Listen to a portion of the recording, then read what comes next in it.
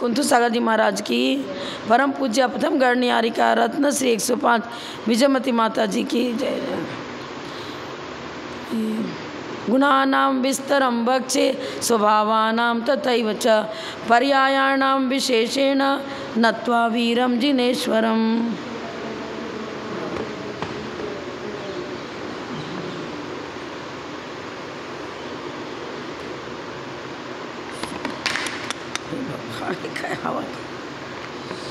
सूत्र नंबर 18।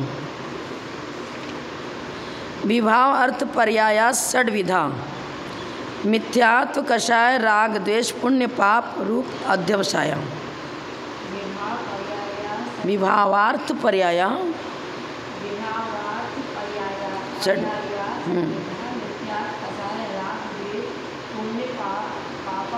पाप रूपाध्यवसाया। अध्यवसाय माने व्यापार। हमारे मन वचन काय की प्रवृत्ति होती है, हमारा उपयोग जिधर इंगेज हो रहा है, प्रवृत्ति कर रहा है। अध्यवसाय माने अर्थ क्रिया। तो चैतन्य ही वैभाव परिणमन करता है, क्योंकि जीव के अंदर दोनों शक्तियां हैं, विभाव रूप परिणमन करने की और स्वभाव रूप परिणमन करने की। हमने बताया था प्रदेशत्व गुण की पर्याय को व्यंजन पर्याय कहते हैं और शेष गुणों की पर्याय को अर्थ पर्याय कहते हैं। अब जब चैतन्य का वैभाविक परिणमन होता है, उसकी सम्यक सम्यक ज्ञान सम्यक चारित्र है, उसका सम्यक दर्शन का उल्टा हो गया मिथ्यात्व, और चारित्र में विकृति लाती है कषाय राग द्वेष पुण्य पाप भी वैभाविक परिणमन ही है। क्या बताया इन्होंने? अर्थ पर्याय मतलब चैतन्य की वैभाविक परिणति कितने प्रकार से होती है? मिथ्यात्व रूप, कषाय रूप, राग द्वेष रूप और पुण्य पाप रूप। मिथ्यात्व कषाय आदि रूप जीव के परिणामों में कर्मोदय के कारण जो प्रति समय हानि या वृद्धि होती है वह विभाव अर्थ पर्याय है। अर्थ पर्याय में क्या बताया था? प्रति समय होने वाली षड्गुण हानि वृद्धि। तो प्रति समय हमारे अंदर जो वैभाविक परिणमन हो रहा है उसको इन्होंने मिथ्यात्व कषाय राग द्वेष पुण्य पाप के रूप में उसकी चर्चा करी। अब आपको प्रति समय क्यों लगा दिया? हमने क्या बताया था? प्रदेशत्व गुण की पर्याय को व्यंजन पर्याय कहते, बाकी तो सब अर्थ पर्याय हो गई। अब प्रति समय परिणमन हो रहा है वो हमें नज़र नहीं आ रहा है, लेकिन चेहरे के हाव भाव से, जैसे कोई क्रोध कर रहा है तो उसका क्रोध तो आपको नज़र नहीं आ रहा, अर्थ प्रति समय हो रही परिणमन, लेकिन उसका जो कार्य, चेहरे पर आंखें लाल हो जा रही हैं, चेहरे में बहुत विकृति आ रही है, तो चेहरे के हाव भाव क्रियाओं को देखकर नेत्र में लाली आ गई और अनर्गल प्रवृत्ति कर रहा है, चेहरे पर क्रूरता नज़र आ रही है, तो उसको देख करके फिर हम समझते हैं कि ये क्रोधित है। इंद्रियों से तो जान नहीं सकते ना इंद्रिय। अब क्या बताया था? इंद्रियों के द्वारा अर्थ पर्याय नहीं जानी जाती। इंद्रिय गम्य नहीं है, प्रति समय होने वाला परिणमन है, सूक्ष्म है, वचनों के अगोचर है, आगम से ही जानने वाला है, इंद्रियों से उसको नहीं जान सकते।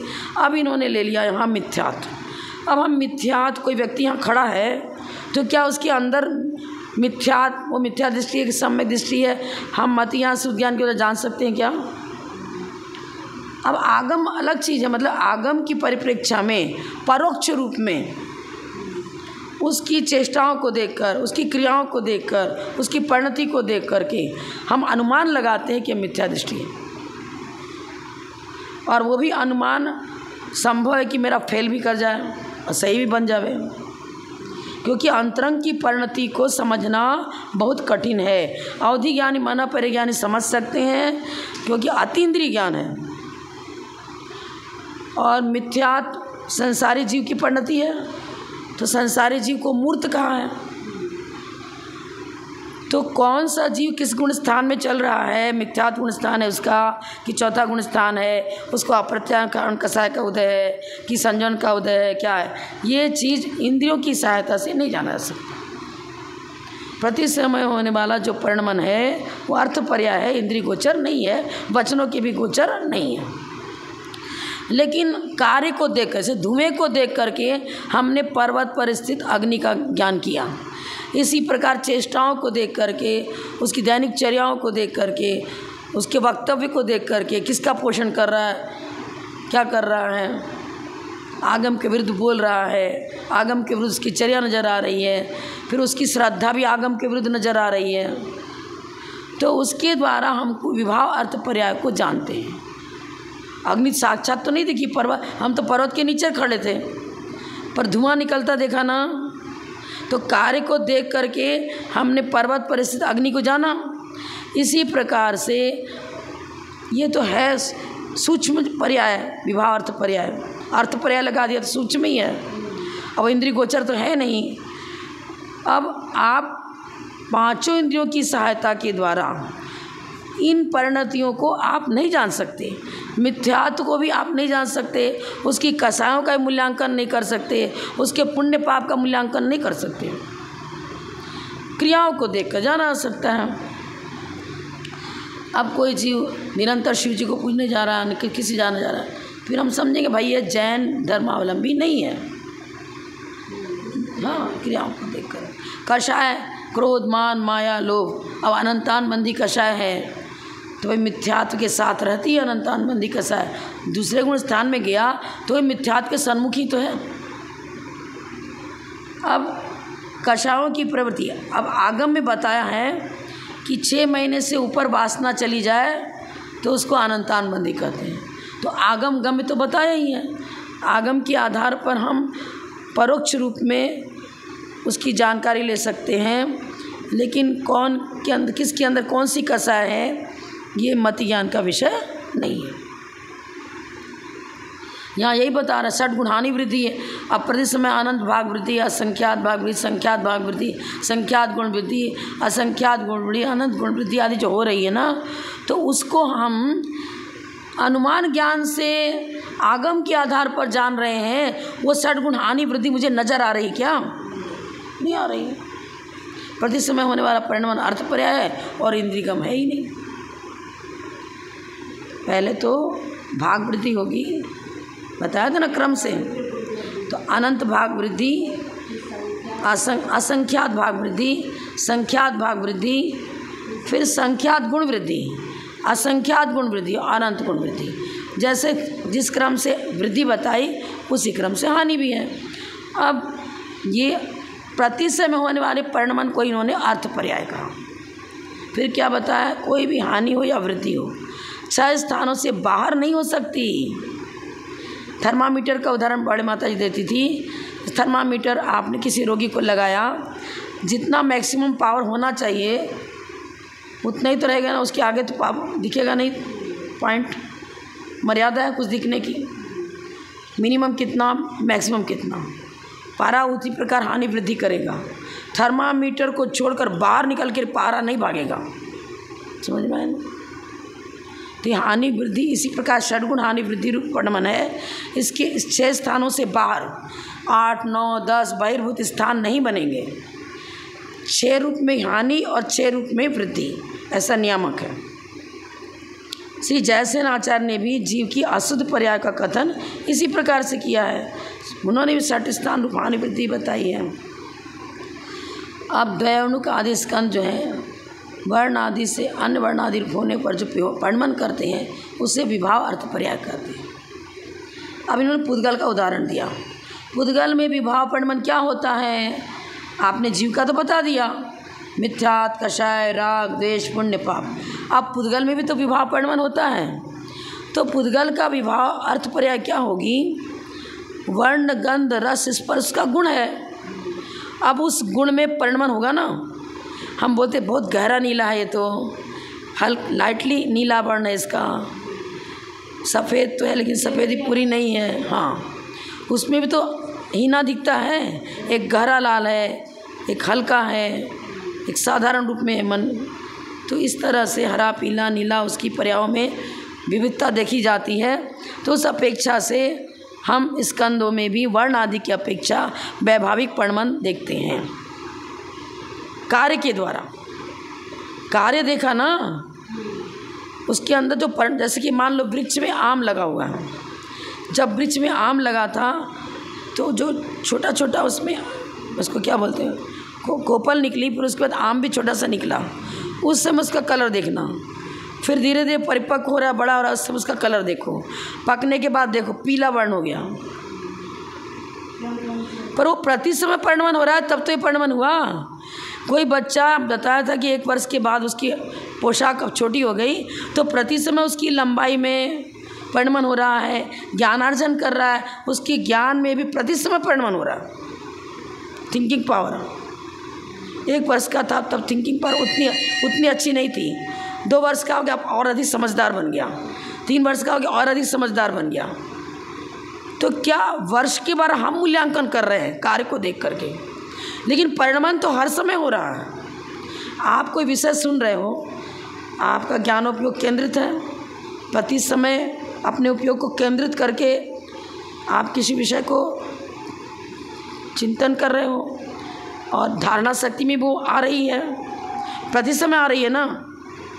अब धारणा शक्ति में रिजर्व हो गई, उसके बाद कोई क्वेश्चन बहुत पहले का पढ़ा हुआ पूछा तो आप तुरंत बता देते हो धारणा में है तो। लेकिन जो धारणा शक्ति आपकी बनी उसमें जो परिणमन हुआ, ज्ञान में परिणमन हुआ ना, परिणमन तो हर समय हो रहा है, तब तो संचय हुआ। हर समय बोरिंग से पानी टैंक में पहुंच रहा है लगातार, तब तो टैंक फुल हुआ। हमने गणनिहारिका विजयमती माता जी से इतने वर्ष तक अध्ययन किया, बहुत वर्ष तक। अब प्रति समय का ज्ञान संचित है, जितने वर्ष में भी संचित हो, है ना। तो प्लस माने हर समय का परिणमन ही प्लस प्लस प्लस हो करके बाद में इंद्रिय गोचर होता है।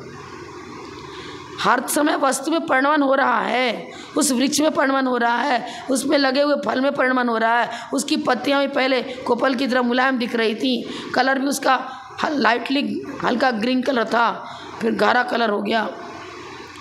हर समय परिणमन होता है, लेकिन हमें नज़र नहीं आता है। बाद में जब स्थूल रूप पर्याय उसकी बन जाती है तब हमें नज़र आता है। जब तक सूक्ष्म परिणमन है नज़र नहीं आता। वही सूक्ष्म परिणाम जब स्थूल रूप में इंद्रिय गोचर होने लगता है तब परिणमन होता है। अब स्थूल हो गया तो व्यंजन पर्याय हो गई। वर्ण गंध रस स्पर्श ये गुण हुआ, इन गुणों की पर्याय हो गई हरा नीला पीला काला सुगंध दुर्गंध आदि। अब जब ये स्थूल रूप नज़र आती है इंद्रियों के द्वारा तो हम उसको जान पाते हैं, नहीं तो नहीं जान पाते। अब द्वयाणुक आदि स्कंदों में परमाणु तो दिखेगा ही नहीं, उसका उदाहरण क्या देंगे। द्वयाणुक त्रयाणुक स्कंद ही तो नज़र आते हैं ना, पर उन स्कंदों में भी वर्ण से वर्णांतर परिणमन होता है ना। वर्ण से वर्णांतर परिणमन तो हुआ। आम पीला हो गया, पहले नहीं था पीला, वृक्ष में लगा। उसमें भी देखते हैं कुछ भाग तो हरा ही नज़र आ रहा है, कुछ पीला नज़र आ रहा है। एक ही आम के अंदर भी कुछ मिक्स जैसा नज़र आता है, न पूरा हरा न पूरा पीला। तो फिर हर समय परिणमन हो रहा है। जब तो हमको नज़र आने लग गया, जब स्थूल पर्याय बनी तब नज़र आया, जब उसकी सूक्ष्म परिणमन चल रहा था तो नज़र नहीं आया। ये लिखना वर्ण आदि से अन्य वर्ण आदि होने रूप पुद्गल की विभाव अर्थ पर्याय है। वर्ण आदि गुण है ना, इससे आकार थोड़ी बनता है। आकार तो प्रदेशत्व गुण से बनेगा। वर्ण गंध रस स्पर्श पुद्गल के गुण हैं, उनमें भी प्रतिसमय परिणमन होता है, और जो प्रतिसमय परिणमन होता है वो पुद्गल की विभाव अर्थ पर्याय हो गई। अब प्रतिसमय परिणमन होते होते होते अब नज़र तो नहीं आ रहा था, लेकिन कुछ वर्ष हो गए अब साक्षात नज़र आने लग गया। अब पेड़ में आम पका हुआ नज़र आने लग गया, अंकुरित पुष्पित हुआ जब तो नज़र नहीं आ रहा था क्लियर। अरे अब देखो ना केरी लग गई, इसमें छोटी छोटी केरी लग गई। अरे केरी एक साथ लग गई क्या? प्रति समय वृक्ष में परिणमन हो रहा है, वो अंकुरित हो रहा है, पुष्पित हो रहा है, फलित हो रहा है, बढ़ रहा है, तब नज़र आया ये चीज़। इसी प्रकार जीव के लेस्याओं में परिणमन होता है। कृष्णनील कापुत आदि लेस्याएँ, प्रत्येक लेस्या के असंख्यात लोक प्रमाण भेद बताए हैं। परिणामों में हर समय अंतर आता है। मान लिया हमारा पंचम गुण स्थान है आरिका है तो, लेकिन पंचम गुण स्थान में कितना भेद, 2 प्रतिमा से लेकर उपचार महाव्रती आरिका तक पंचम गुण स्थान ही है, लेकिन भेद कितना बनेगा? दो प्रतिमाधारी पंचम गुण स्थान है, लेकिन उनका परिणाम और एक आरिका का परिणाम एक बनेगा क्या? नहीं बनेगा, क्योंकि उनके तो आरंभिक उद्योगी सब हिंसाएं चल रही हैं, ब्रह्मचर्य व्रत भी नहीं है। 7 प्रतिमा से ब्रह्मचर्य व्रत प्रारंभ हुआ, अब ब्रह्म सेवन भी कर रहे हैं, और आरिका का पूर्ण रूप से पूर्ण निर्मलता के साथ आरिका भाव मतलब भाव निक्षेप की अपेक्षा से आरिका कर रहे हैं, तो है ना। गुण स्थान यदि 5वां है तो, उपचार महत्व यदि महाव्रत यदि है तो अंतर नहीं है क्या? बहुत अंतर है। लेशाओं में तारतम्य बनता है, कषायों में भी तारतम्य बनता है, पर वो तारतम्य प्रति समय होता रहता है, वो नज़र नहीं आता है, लेकिन प्रति समय होने वाला परिणमन ही आगे जाकर हमें इंद्रिय गोचर बन पाता है। जब स्थूल हुआ तब हर समय चावल पक रहा है, जैसे हमने चूल्हे पर चढ़ाया, अग्नि पर चढ़ाया, पाक क्रिया प्रारंभ हो गई, प्रति समय पाक क्रिया हो रही है। उस पाक क्रिया का मूल्यांकन हम नहीं कर सकते, लेकिन अब उसमें से एक दाना निकाला, अरे हाँ पक गया। अब तो कुकर से सीधे सीटी आती है, समझ गया पक गया। कितनी सीटी आनी चाहिए तब दाल पकेगा, कितनी आनी चाहिए चावल पकेगा, कितना क्या सबका गणित है। तो एक साथ तो पका नहीं, प्रति समय पाक क्रिया हो रही है। आप ऐसा देखना, जो खुले भगोनी वगैरह में उबलते में चावल डाल दो, वो चावल ऊपर नीचे होता रहेगा बराबर, और जैसे जब पक जाएगा ना तो उसका ऊपर नीचे होना बंद हो जाएगा, समझ लो पक गया। जब तक वो चलता रहेगा ऊपर नीचे दाने होते रहते। पुराने लोग तो इसी तरह, अब तो आप लोग सीटी बंद कर तो दिखता ही नहीं है, डिब्बा ही बंद हो गया पूरा। प्रति समय पाक क्रिया होती है, अब प्रति समय जो होता है परिणमन, उसी को अर्थ विभाव अर्थ पर्याय का। जितने भी स्कंद हैं वो पुद्गल की विभाव पर्याय है, लेकिन वो व्यंजन पर्याय है। आपको टेबल दिख रहा है, पुद्गल है ना, इसकी व्यंजन पर्याय का जो आकार बना, ये उसकी व्यंजन पर्याय, विभाव व्यंजन पर्याय हो गई। लेकिन इसके अंदर जो वर्ण गंध रस स्पर्श आदि है, उसमें भी तो परिणमन हो रहा है। अरे पुराना बन गया, अब तो ये लकड़ी कमज़ोर हो गई है, हाँ शक्ति भी क्षीण हो गई है अब इसकी। यंग अवस्था में जितना बल था हमारे शरीर में अभी है क्या? तो परिणमन तो हर समय हो रहा है ना, वृद्धावस्था की ओर हर समय बढ़ रहे हैं, तब तो वृद्ध हुए। चीज़ द्रव्य व्यंजन पर्याय में परिणमन होता है, गुण व्यंजन पर्याय में परिणमन होता है। अब गुण व्यंजन पर्याय माने द्रव्य की जो आकृति बनी, वही उसके अंदर रहने वाले गुणों की भी आकृति बनी। कल बताया था मैंने, हाँ गुण पूरे में व्यापक है। द्रव्य की जो अवगाहना बनती है उसमें सभाव नियमों, व्यापक भाव है ना, व्याप माने पूरे में व्याप करके रहना, गुण और गुणी में व्यापक भाव है। तो गुण की व्यंजन पर्याय मतलब उसकी आकृति भी वही बनेगी जो द्रव्य की है। जो द्रव्य की व्यंजन पर्याय है उसी प्रकार से गुण की व्यंजन पर्याय बनेगी, भिन्न नहीं बनेगी, सेम उसी प्रकार की बनेगी, क्योंकि गुण और गुणी में व्यापक भाव है। सक्रम भाव नियमो अभिनव भाव और सभाव नियम गुण और गुणी में बनता है। क्रम भाव नियम पर्याय की अपेक्षा से समय भेदपूर्वक बनता है। क्रमवर्तिनो पर्याय, सवर्तिनो गुण और व्यापक भाव है। संसारी जीव और पुद्गल में ही विभाव पर्याय होती है। अभी क्लियर कर दिया इन्होंने, विभाव पर्याय किस में बनेगी? संसारी जीव में, और संसारी जीव लगा दिया और पुद्गल स्कंद लिखा दिया। स्कंद का मतलब ही विभाव। शुद्ध पर्याय तो परमाणु है, स्कंद विभाव ही है। ये चीज़ जब स्कंद द्रव्य की पर्याय स्कंद बन रही है तो उसका गुण भी तो विभाव परिणमन करेगा। ये चीज़ है, हाँ दो में ही होता है। बाकी द्रव्य विभाव परिणमन नहीं करते हैं, क्योंकि इन्होंने क्या बताया, कर्मजन्य। जीव में जो विभाव परिणमन हो रहा है वो कर्मजन्य है। कर्म के उदय से उपसम छह उपसम के अनुसार बनता है। अब लेश्या भी तो कर्म कषायानुरंजित योग परिणाम लेश्या, कषायानुरंजित योग प्रवृत्ति को लेश्या कहते हैं। तो विभावित हो गया, संसारी जीव के साथ तो बनेगा। और स्कंद क्या हो गया, वो भी विभाव व्यंजन पर्याय हुई, क्योंकि शुद्ध पुद्गल परमाणु को शुद्ध पुद्गल द्रव्य कहते हैं। अशुद्ध पुद्गल द्रव्य माने स्कंद, अब जब पुद्गल स्कंद अशुद्ध हुआ तो उसके गुण भी तो अशुद्धता की ओर बढ़ेंगे ना। जैसे कोई प्रिंटेड कपड़ा है, साड़ी एक है, लेकिन उस साड़ी को हम स्कंद इसलिए कह रहे हैं कि इसकी लंबाई चौड़ाई मोटाई ग्रुप में है ना, स्कंद है वो तो। अब कहीं पर तो प्रिंट बना है, उसमें लाल रंग है, कहीं पर हरा रंग है, कहीं सफ़ेद रंग है, कहीं कंबाइंड वाला मिला जुला है, अनेक प्रकार के बैगनी कलर बना लेते हैं। अनेक रंग हो गया ना। एक ही आम के अंदर अनेक रंग नज़र आ सकते हैं। नीचे का पोर्शन कोई थोड़ा हल्का हरा सा दिखता है, कहीं कुछ भाग पीला सा दिखता है, तब हुआ ना। अब देखो जिधर पीला भाग नज़र आ रहा है ना, उधर का थोड़ा चाकू से निकाल करके देखो तो मीठा दिखेगा, और उसी आम में नीचे का खाओगे तो खट्टा दिखेगा। ये भी हो जाता है। चौके मान लो आम दिया उन्होंने, तो जो पूरा आलू बुखारा आम कुछ भी दिया, जो भाग परिपक्व हो चुका है वो मीठा स्वाद दे रहा है, और उसी का जो भाग अभी परिपक्व नहीं हुआ है वो खट्टा स्वाद दे रहा है।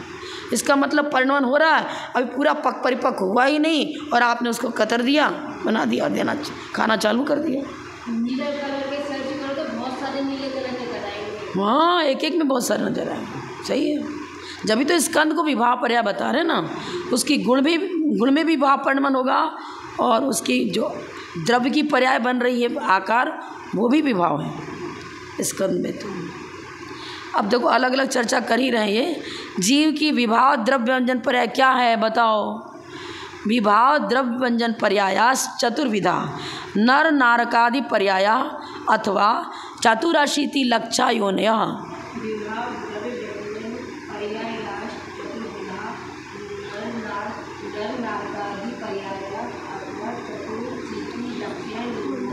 चतुरशीति लक्षा योनिया, चारों गति के नाम आ गए। नरक गति, मनुष्य गति, नर पहले नर मनुष्य गति, नरक गति आदि, माने मनुष्य तिर्यंच देव नार की सभी। ये पर्याय कैसे बनी? कर्मजन है ना। नरक गति और नरक आयु बुद्धिमान बनी तो नारकी कहलाता है। मनुष्य में आया बुद्धिमान मनुष्य आयु, बुद्धिमान नरक गति चल रही है तो मनुष्य गति चल रही है, बुद्धिमान मनुष्य गति और बुद्धिमान ही मनुष्य आयु है, तो नर मतलब मनुष्य कहलाता है। अब 84 लाख योनियाँ हैं, जैसे जैन सिद्धांत प्रवेश का में आपने पढ़ा है, तो 84 लाख योनियों में भी कर्म के अनुसार ही तो जन्म लिया। तो ये सारी संसारी पर्याय जो हैं वो क्या बनेगी? विभाव द्रव्य व्यंजन पर्याय, क्योंकि उसकी आत्म प्रदेशों का आकार शरीर प्रमाण हो जाता है, शरीर जैसा हो जाता है। जैसे शरीर की आकृति हुई, ठीक उसी प्रकार आत्म प्रदेशों की आकृति हो जाती है। इसलिए जीव की विभाव व्यंजन पर्याय बता रहे हैं, नरक, तिर्यंच, मनुष्य, देव आदि पर्याय, और 84 लाख योनियाँ। पर ये जीव की, शुद्ध जीव की नहीं बनती हैं, अशुद्ध जीव की बनती है ना। इसलिए तो विभाव द्रव्य लगाया इन्होंने, सिद्ध पर्याय की चर्चा नहीं कर रहे हैं। विभाव द्रव्य कहने से स्पष्ट हो गया कि संसारी जीव है, कर्मों से घिरा हुआ है, कर्म का उदय चल रहा है। ये लिख रहे विशेषार्थ में, जीव और पुद्गलों में ही विभाव पर्याय होती हैं। द्रव्य को व्यंजन पर्याय, द्रव्य की व्यंजन पर्याय, द्रव्य व्यंजन पर्याय, विभाव रूप परिणत द्रव्य की व्यंजन पर्याय विभाव द्रव्य व्यंजन पर्याय कहलाती है। पहले विभाव पर्याय की परिभाषा बताई। विभाव किसे कहते हैं? तो जब विभाव का मतलब स्वभाव से अन्य था, स्वभाव से अन्य होना विभाव। जैसे मेरा स्वभाव है चाहे ज्ञान, चाहे दर्शन, चाहे सुख, चाहे वीर्य आदि, चित्त चैतन्य, शुद्ध चित्त चैतन्य स्वरूप परिणति स्वभाव हो गया। अब क्या हुआ? संसारी जीव तो कर्म का उदय चल रहा है साथ में, तो वही रत्नत्रय था, और मिथ्या दर्शन, मिथ्या ज्ञान, मिथ्याचार परिणमन करने लग गया। कषायों के अनुसार गुण स्थानों के तारतम बन गए, मारणा के अनुसार इतने सारे तारतम बन गए, 14 मारणाएँ बन गई, 14 गुण स्थान बन गए। सब तो विभाव ही है। अपेक्षाकृत, अब 13वां गुण स्थान में अपेक्षाकृत विभाव भी है, अपेक्षाकृत स्वभाव भी है। 14वें गुण स्थान में है तो संसारी अघात्य कर्म है। जब तक सशरीरी है तब तक वो पूरे शरीर प्रमाण उनकी आत्मा है, अगर शरीर छूट जाएगा तो पोल स्थान हट गया और ज्ञान घन स्वरूप आत्मा रह जाएगी उनकी। सिद्ध अवस्था में ही तो स्वभाव बनेगा, पूर्णतः स्वभाव तो सिद्ध अवस्था में बनेगा। जैसे जैसे हम छूटते चले जा रहे हैं उसी उसी रूप में विभाव भी छूटता चला जाएगा। जब अनंतान बंदी कसाय का उदया भाव हो गया तब अनंतान बंदी वाले विभाव से हम हट गए। अब जब चतुर्गुण स्थान में पहुंचा, अब जब चतुर्गुण स्थान में पहुंचा अभी उसकी अप्रत्याख्यान कसाय का उदय है, तत्संबंधी विभाव है। अप्रत्याख्यान, प्रत्याख्यान, संजरण, इस 3 चौकड़ी संबंधी विभाव है। लेकिन अनंतान बंदी वाला छूट गया, छायिक समय दृष्टि हो गया, तब तो बिल्कुल सत्ता से ही गया, मिथ्या तो गया सत्ता से। अब वहाँ पर पंचम गुण स्थानवर्ती बन गया। अप्रत्याख्यान वाला विभाव, अनंतान बंदी वाला विभाव, मिथ्यात्व वाला विभाव, मिथ्यात्व, अनंतान बंदी और अप्रत्याख्यान संबंधी विभाव मिट गया। अपेक्षाकृत चर्चा करो तो छठे गुण स्थान में पहुँच गए। अब अनंतान बंदी, अप्रत्याख्यान, प्रत्याख्यान तीनों का साय संबंधी वैभाविक परिणाम हट गया। गुण स्थान की अपेक्षा से हम बता रहे हैं विभाव एक जैसा विभाव नहीं है, सभी का एक जैसा विभाव नहीं है। लेस्याओं में भिन्नता, गुण स्थानों में भिन्नता, तो विभाव में भी तो भिन्नता होगी। एक अनंतान बंदी सहित कसाय हो रहा है, वो उत्कृष्ट स्थिति का बंद कराएगा। इन अप्रत्याख्यान कसाय में उत्कृष्ट स्थिति को बंद कराने की योग्यता नहीं है। संजन कसाय में तो बिल्कुल पानी में खिंची लकीर बता रहे हैं। मतलब एक संजन कसाय में स्थिति जघन्य अनुभाग बंद करने की शक्ति है। तब फिर अब रही बात उसमें, तो देखो तारतम्य देखो ना, तो मध्यम परिणाम भी होते हैं, जघन्य भी होते हैं, उत्कृष्ट भी होते हैं। संजन कसाय का तीव्र उदय गुण स्थान से जीव को पतित कर देता है, कर सकता है। और संजन कसाय का मंद मंद उदय चल रहा है, मंद मंदतम होता चला जाता है, तो 8वें 9वें 10वें गुण स्थान की श्रेणी पहुंच जाएगा। तारतम्य एक गुण स्थान में बहुत तारतम्य है, एक ही गुण स्थान में बहुत तारतम्य बनेगा। उस प्रकार से विभाव परिणमन भी उसी प्रकार से बनेगा। हर समय हमारी कक्षाओं का, हमारे राग देश में जो परिणमन हो रहा है वो भिन्न भिन्न हो रहा है। परिणमन पर्याय क्रमवर्ती न पर्याय, परिणमन एक साथ अलग अलग होता है। जिस समय अप्रत्याख्यान कसाय का उदय है उस समय संजन का उदय नहीं है, उदय की अपेक्षा।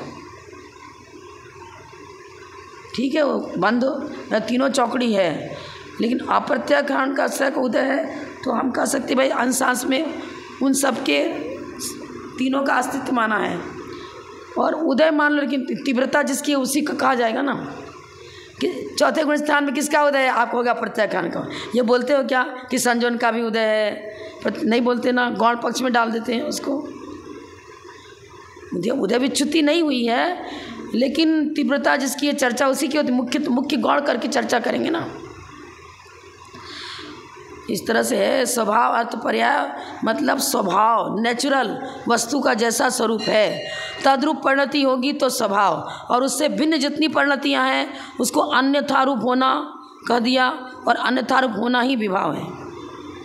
द्रव्य के लक्षण या चिन्ह को व्यंजन कहते हैं, परिणमन को पर्याय कहते हैं। द्रव्य के लक्षण, अब द्रव्य क्या हुआ, मान लो जीव, हाँ अब लक्षण बता रहे हैं ना आगे देखो। परिणमन को पर्याय कहते हैं। नारक, तिर्यंच, मनुष्य और देव, ये चारों जीव की द्रव्य व्यंजन पर्याय हैं। द्रव्य की पर्याय बनी ना, जिस चिन्ह विशेष से पहले भाग में ही पढ़ाते हैं, जिस चिन्ह से जीव की पहचान होती है उसे इंद्रिय कहते हैं। चिन्ह विशेष से पहचान होती है। अब नरक गति में कोई पड़ा हुआ है जीव, तो उसकी भुज्यमान आयु भी नरक चल रही है और नरक गति का ही उदय है, और अधोलोक में है, अभोल भाग में है, सारी कंबाइंड करके आगम के अनुसार कथन करते हैं। तो ये सारे चिन्ह हैं, इन्हीं चिन्हों के द्वारा तो हम कह रहे कि ये नारकी है। मनुष्य गति, नाम कर्म का उदय, मनुष्य आयु का उदय, इन चिन्हों के द्वारा जीव की चर्चा परिचय दे रहे हैं कि मनुष्य है, मनुष्य के रूप में उसका परिचय दें। परिचय किसका दे रहे हैं? द्रव्य का दे रहे हैं। लेकिन द्रव्य का परिचय किस प्रकार दे रहे हैं? उसकी विभाव व्यंजन पर्याय के रूप में उसको कभी नारकी कह रहे, कभी तिर्यंच कह रहे, कभी मनुष्य कह रहे, कभी देव कह रहे। उसकी द्रव्य पर्याय हो गई ना। नरक गति का लक्षण क्या है, अलग अलग नहीं बताएगा जीव गति में, अरे जीव कांड में पुस्तक में हर कई ग्रंथ में अलग अलग बताया। नरक गति किसे कहते हैं, तिरंज गति किसे कहते हैं, वो तो लक्षण बताया ना, गति का लक्षण, तब लक्षण है और चिन्ह विशेष भी है उसका। जैसे पक्षी की आकृति है वैसी आकृति देवों की होती है क्या, मनुष्य की होती है क्या? आकार भी तो हर एक तोते का आकार अलग है, कबूतर का आकार अलग है, सर्प का आकार अलग है, हाथी का आकार अलग है तो तिरंज गति, लेकिन व्यंजन पर्याय में भिन्नता है ना, और परिणमन में भिन्नता रहेगी। कबूतर को बोलते हैं कि मतलब इसकी लेशिया जो है ना विशुद्ध होती है, ये हमेशा ये सोचता है कब पिंजरा खुले और कब हम भाग जाएं, पिंजरे में रहना नहीं चाहता, और कबूतर भगाने पर भी उसी में घुसता है। राग में तारतम्य है, मतलब कोई एक व्यक्ति है कि घर में तो रह रहा है, अब सारा काम भी कर रहा है, गोरख धंधा में लगा है, दुकान भी जा रहा है, लेकिन उसकी परिणति हमेशा ऐसी बनती है, हे भगवान कब ऐसा है जब जंजाल से छूटे और हम भी मुनि बन के तपस्या करें। अब गुणस्थान तो चौथा ही है, लेकिन उसका उठता हुआ परिणाम है ना, छूटने का लग रहा है, उसमें रच पच नहीं रहा है, तो उसके परिणाम भी तो एक तरह चिन्ह ही बन रहे हैं ना। उसकी परिणति को देखते हैं हमेशा ये बोलता रहता है, माता जी कोई ऐसा उपाय बताओ जो हम व्रत नियम संयम धारण करें और आगे बढ़ें, ऐसा आशीर्वाद दो। तो परिणाम उसका वचन ही तो चिन्ह बना, उसके आधार पर हम उसकी परिणति को जान रहे हैं, इसके परिणाम बहुत अच्छे हैं। देखो छोटा सा बच्चा है, भक्तामृत सुना गया, तत्वार शुद्ध याद हो गया, इसको ऐसा है, और सीखने में बहुत ध्यान से सुनता है, बहुत ध्यान से पढ़ता है, तो उसकी क्रियाओं को देखो उसकी परिणति जानी जा रही है ना अंतरंग की, तो भी तो चिन्ह विशेष हो गया। अरे परीक्षा मुख में कार्य हेतु कारण हेतु सब तो पढ़ चुके आप, कार्य को हेतु बताया, हेतु माने चिन्ह विशेष, धुएं को देखकर अपनी को जाना भी बताया। हलन चरण के एक इंद्रिय जीव की जैसी आकृति बताई है, उसमें मान लो चींटी है, 3 इंद्रिय, तो हम कैसे कहते हो कि चींटी है, उसकी चिन्ह विशेष को देख करके समझा। आपको शुरू में बचपन में थे पढ़ाया था, देखो इसको चींटी कहते हैं, इसको मक्खी कहते हैं, इसको मच्छर कहते हैं। अब ऐसा आकार देखा, अब चिन्ह विशेष से जान लिया कि ये चतुरिंद्रिय है, मच्छर है, ये फलाना है, ढिकना, सब जानते हैं। तो वही तो यहाँ भी लिख रहा है व्यंजन पर्याय में। ये जीव देखो, क्योंकि ये जीव के किसी गुण की पर्याय नहीं है, ये पर्याय गति व आयु कर्मोदय जनित है और जीव स्वभाव का पराभव करके उत्पन्न होती हैं, इसलिए विभाव पर्याय है। विभाव द्रव्य व्यंजन पर्याय बताई ना, आयु कर्म का उदय, गति नाम कर्म का उदय, इनसे उनको यो वाली गति मिली, वो नारकी कराने लगे, मनुष्य कराने लग गए। अब कब क्यों कराने लगे, स्वभाव का पराभव हुआ, कर्मानुसार उनके स्वभाव रूप परिणति नहीं बनी, स्वभाव रूप परिणति न बनकर विभाव रूप परिणति बन रही है, तो स्वभाव का पराभव होगा, उस समय ही हम उसको नर नारक तिर्यंच आदि कहते हैं।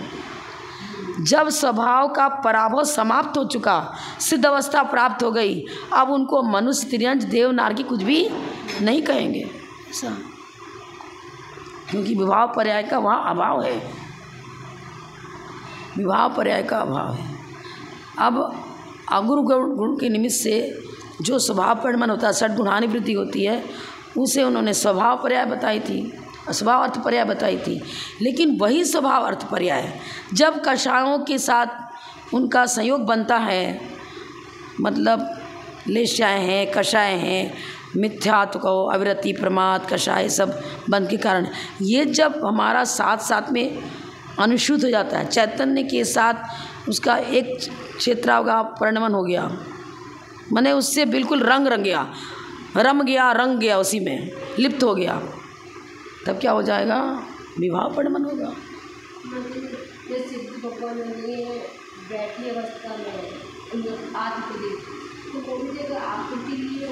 बस जिस बैठ करके उनका 14 स्थान में पहुँचे और बैठे हुए उन्होंने साधना करी और बैठे हुए मोक्ष गए, तो सिद्ध अवस्था में भी बैठा हुआ ही उनका आकार रहेगा।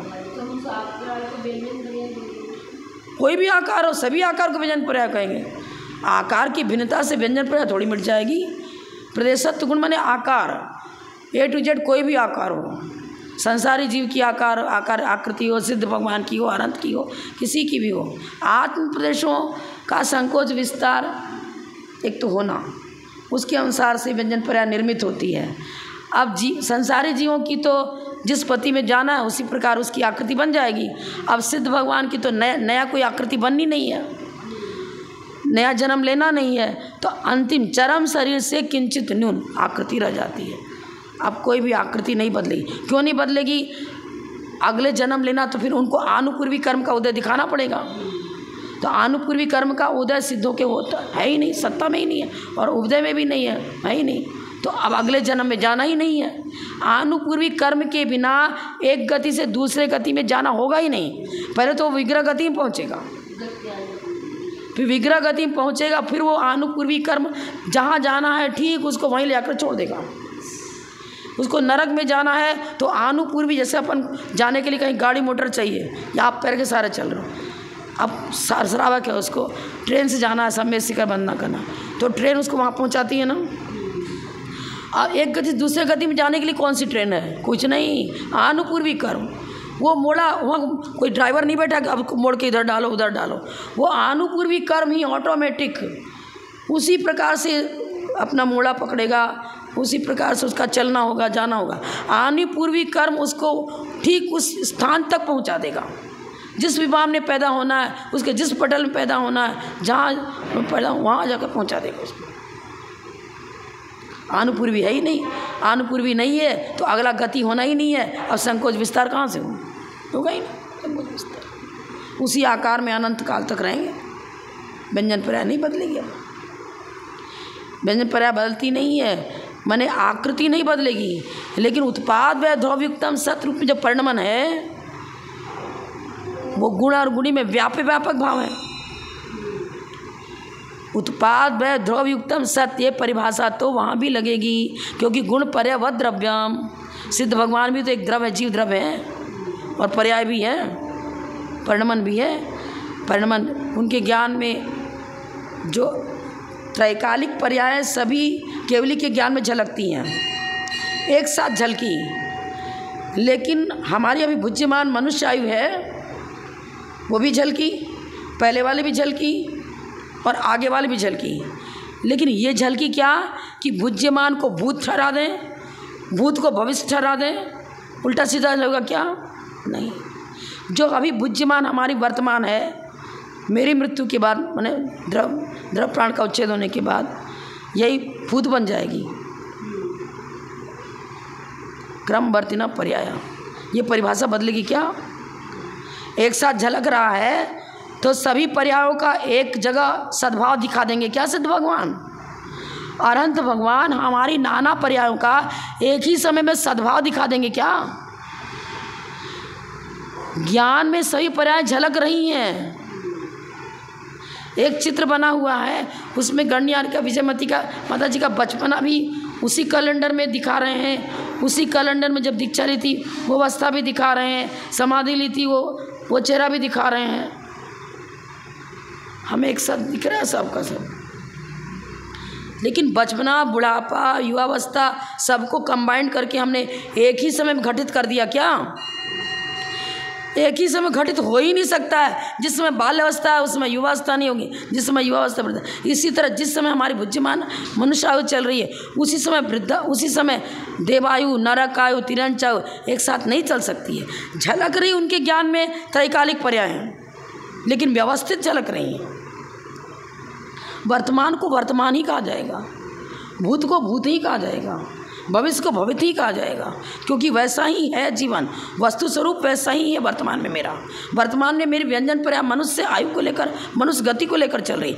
वो जिनके ज्ञान में तीनों पर्याय झल रख, तीनों काल संबंधी पर्याय झलक रही हैं, वो ऐसा नहीं प्रतिपादित करेंगे कि अभी हम मनुष्य भी हैं, अभी हम नारकी भी हैं, अभी हम तिर्यंच भी हैं। नहीं, उनमें योग्यता है। हम चिंतन में तीनों झलक सकते हैं। हमने माता जी का बचपना भी देखा है, उनका युवावस्था में भी चेहरा देखा है, वृद्धावस्था में भी देखा है। हम अपने अनुभव में, भले ही अनुभव, लेकिन उनके अनुभव में हम, उनका बाल्यकाल भी मेरे अनुभव में आ रहा है। वर्तमान काल में ही हम बैठे यहाँ पर, लेकिन जो अनुभव कर रहे हैं हम, तो उनका बचपना भी मेरे ज्ञान में झलका। फिर तुरंत उस समय मतलब समय भेद हुआ, लेकिन वर्तमान में ही, वर्तमानी तो स्थूल जो सूत्र है सिर्फ वर्तमानी कहेंगे। उनका जब पढ़ाती थी वो टीचर लाइफ भी दिख रहा है हमको, दीक्षा दी हमको वो भी दिख रहा है, समाधि वो भी दिख रहा है। स्थूल जो सूत्र है सिर्फ वर्तमानी हो गया ना। लेकिन हम भेद तो करेंगे ना। का बाल्यकाल को आरिका को बचपना स्कूल वाला कॉलेज वाला पर्याय बता देंगे क्या? बाल्यकाल की पर्याय को आरिका पर्याय घोषित कर देंगे क्या? आरिका पर्याय को बाल्यकाल की पर्याय घोषित कर देंगे क्या?